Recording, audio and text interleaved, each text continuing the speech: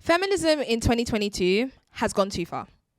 What once started as an endeavour to give women equality and autonomy has now become the exact opposite. And today, women are socially forced to fit into a modern social construct of womanhood or choose being ostracised as a male-worshipping misogynist as the alternative. Feminism is kind of like that guest who overstayed their welcome, or like a cleaner that you've hired who starts redecorating and they're moving the pillows and the plates around where you put them, and it's like, okay, feminism, thanks, you did a great job, but now you're doing too much. Let me choose what I do with my house. Feminism was a movement to enforce equal rights between men and women. We have those now. In the UK, we have those. Despite what the activists will have you believing about the gender pay gap and male-dominated professions, I can't think of a right that men have that women don't.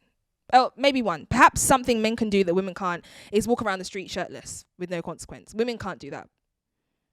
So we can't walk around shirtless, but why would we want to? What woman do you know wants to walk around shirtless? In fact, I actually read something in New York suggesting that it's legal there, but no one does it. Because it's not a right that we want to be fighting for. And this is one of the gripes I have with feminism. In a bid to be seen as equal to men, instead of encouraging men to reduce their problematic behaviour, we encourage women to adopt problematic behaviour. This is seen in everything from as big as the sexual liberation movement all the way down to personality traits that women should apparently want to normalise because men have. We encourage things that are actually detrimental to our thriving in the long run, both emotionally and physically. If a man can do it, so can I. Physically, feminism has actually managed to convince a group of people that women are the same as men, like biologically. Feminism signs women up for races that we cannot win. A woman hitting a man is not the same as a man hitting a woman. Don't start a fight, you're going to get hurt. And today, however that man responds is seen as equal and proportionate because we're the same. And what about when we're not the aggressor? The truth is, the average woman is not able to defend herself from an attack from an average male. But men no longer want to defend women, protect women, or even help carry a bag for that matter because we're independent. And that same independence means women lose out on marriages, partnerships, single motherhood increases, because relationships weren't designed to be independent. They don't work like that, which you can argue is fine if you want to be single. But I know a lot of older women who are unmarried or have waited too long to have children, to start families, because they were taught to chase a career. And often the women who do choose families are both the worker and the mother. Because while women got the memo on being more like men, men didn't get the same memo to be more like women. And even if they wanted to, it's quite difficult. Someone might even say impossible for a man to share responsibilities such as labour and breastfeeding, etc. So the women who choose that life burn out. And the women who choose the other option of staying at home or only being mothers are categorised as lazy, ambitionless gold diggers who just want to live off men. None of these three women that I've just described win. And at the inevitable outcome of what I'm saying being misconstrued, let me clarify. I'm not calling all women to sit within this predestined lifestyle where their routines, mannerisms, and characters all look the same. That's what feminism calls for. I'm saying that whatever lifestyle is to be encouraged and advertised, it should be presented with all the facts, all the consequences, and the small print, so that women are able to make a personal choice on what they want for themselves without having to conform to social pressure. Lucy, do you think feminism has gone too far in 2022? I'm going to have to say no. I thought you might. Yeah, no, I'm going to have to say no, because I think at the moment when we're thinking about Roe versus Wade in the USA at the moment, I just don't think we can say that feminism's gone too far, because obviously like when feminism started, it was to give women rights. And I feel like we're going back in time now. So maybe feminism hasn't gone too far. Maybe it hasn't gone far enough. But is Roe versus Wade a feminism issue? I think it is, because I feel with feminism is to give women equality. And if women aren't having rights to their bodies like men do, then I don't think we're equal. Yeah, but I guess it feels kind of like a false comparison, right? Because men don't have children. So like to say that because women have this other issue that affects them solely means that men and women are no longer equal, it feels like it's not really genuine. And you could also argue that men don't get a choice about what happens to their unborn children, right? So if a woman decides to have a child, you as a man, you have to take care of that child. It's not your choice. And likewise, if a woman wants to abort her child, you again don't have that choice as a man. So it feels like both ways there's an injustice. In my eyes, again, this is just the people that I know, girls that have had children, young mums.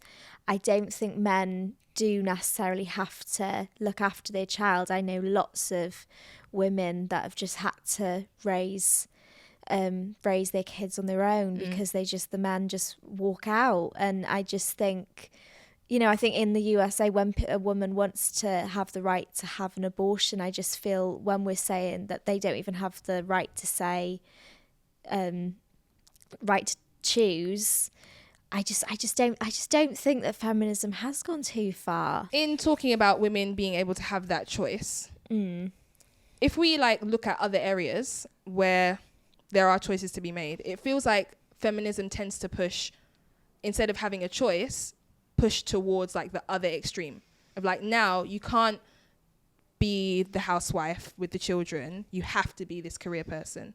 And so is it about having a choice, or is it, no, this is what feminism wants to push? Again, I don't know, because I do see where you're coming from with there. I think to be this independent, strong woman, you need to be like career, and that is your lane. You don't say anything else. Career. Yeah, like why can't I be strong and a housewife?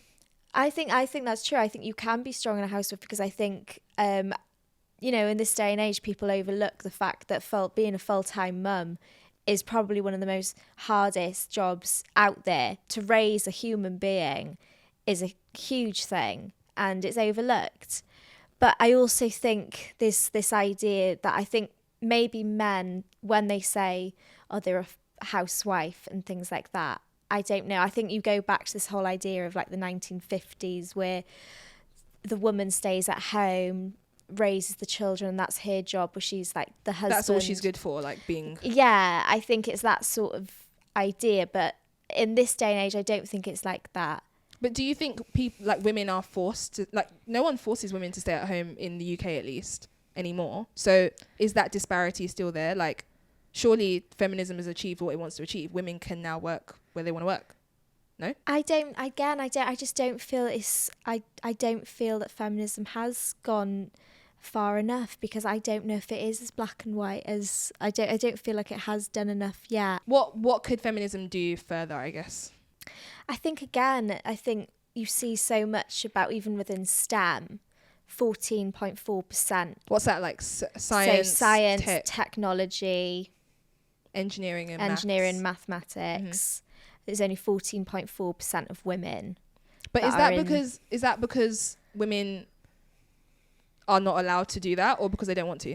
I don't know. I think you have to go and see about why is it. But again, if there's no reason why there shouldn't be a balance. So I don't know, why is it that women aren't seen as... I feel like there are reasons, and I don't know the exact reasons, but I feel like you could easily form an argument that, okay, like let's say bricklaying, right?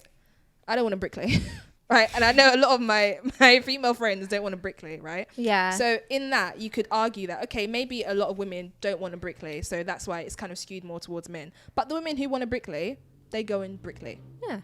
But you're going to have a choice, but choice doesn't always equal 50-50. Like, if people have autonomy over what they do, that doesn't mean that the same amount of people from different demographics are always going to pick this, and so everything should look normal and equal. Do you know what I mean? Like, equality doesn't always look like equality. But I think with like the whole idea of like bricklaying, science, nurses, things, I think there's this whole idea that that's a more feminine job, that's a more masculine job. And I feel like with feminism, it's pushing the fact that these feminine jobs, these masculine jobs aren't real. Like, if a woman wants to do that, she can do that. So maybe we do need to keep pushing with feminism to maybe make there more of a balance. So try and push it even further, because I feel like 14.4% is so low.